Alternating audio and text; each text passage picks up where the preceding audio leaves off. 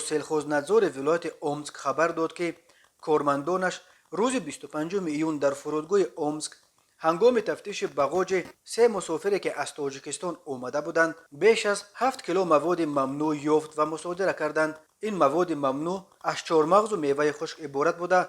مسافران برای آن حجت‌های فیتوسانیتاری نداشتند. به شهر اومسک حالا اساساً شرکت‌های هواپیمایی سیبیر از فرودگاه کولوب پروازهای چارتری انجام می‌دهند. طبق قانون محصولات مصادره شده نابود کرده شد. گفته می‌شود در گزارشی که روز 1 ایول در سامانه اداره روسلخوزنتزار ولایت اومسک نشر شد، این اداره میگوید از اول سال کارمندانش در فرودگاه‌های ولایت اومسک از مسافران 111 کیلو مواد غذایی برای وارد کردن به روسیه ممنوع یافت و مصادره کردند. روسلخوزنتزار هنوز سال 2012 به روسیه آوردن بسیاری از نوع‌های محصولات خوراکی را محدود کرده است و این محدودیت‌ها تا حال عمل می‌کنند.